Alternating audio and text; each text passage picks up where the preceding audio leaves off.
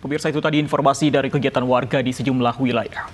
Dan pemirsa, Pasar Cempaka Putih Jakarta kembali dibuka hari ini dengan protokol kesehatan ketat untuk mencegah penyebaran COVID-19. Sementara itu, Gubernur DKI Jakarta mengancam akan mengembalikan ke PSBB tahap awal jika masyarakat tidak disiplin untuk memutus penularan COVID-19.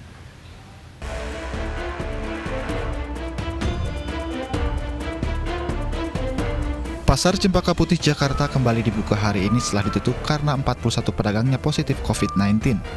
Petugas tim gugus tugas DKI Jakarta pagi tadi berpatroli sambil memberikan imbauan kepada para pedagang dan pengunjung Pasar Cempaka Putih untuk menerapkan protokol kesehatan.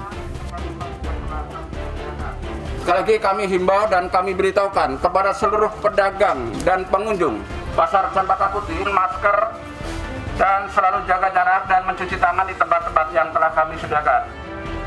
Pengelola pasar juga menyediakan tempat cuci tangan dan mengecek suhu tubuh bagi para pedagang dan pengunjung yang akan memasuki area pasar. Selain itu, pengelola pasar juga membatasi jumlah pengunjung hanya 50%.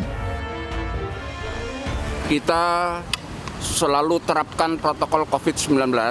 Bagi pengunjung yang masuk ke dalam pasar, kita lakukan pengecekan suhu dan kemudian kita arahkan untuk mencuci tangan di tempat-tempat yang kami sediakan. Dan kemudian kami selalu menghimbau kepada masyarakat maupun pedagang agar selalu memakai masker dan jaga jarak di lokasi-lokasi atau di dalam pasar agar tidak terjadi lagi penularan COVID-19 yang ada di Cempaka Putih. Sementara itu, sejak DKI Jakarta menerapkan PSBB transisi pada awal Juni lalu, kasus corona baru atau COVID-19 di ibu kota terus melonjak. Bahkan pada pekan kedua bulan Juli, angka positif rate DKI Jakarta melonjak 2 kali lipat. Padahal di masa transisi fase pertama pada Juni lalu, positif rate DKI Jakarta masih berada di bawah 5% sesuai ketentuan WHO yakni di kisaran 3 hingga 4%.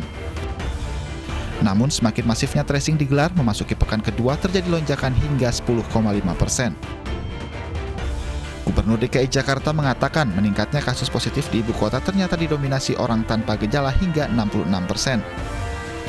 Anies pun mengingatkan jangan sampai kasus ini membuat ibu kota kembali ke masa PSBB awal. Jakarta mengalami lonjakan kasus tertinggi.